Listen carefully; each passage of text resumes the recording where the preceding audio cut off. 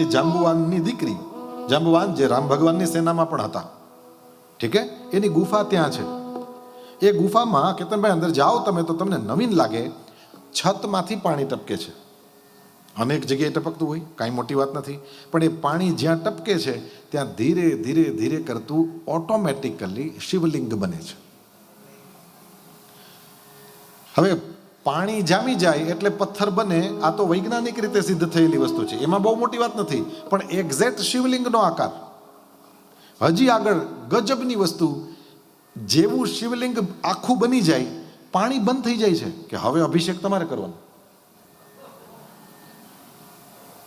ગમે ત્યારે આવો તો જોજો, હું તમને લઈ જઈશ બતાવવા માટે. કેવી કેવી કુદરતની કરામત છે.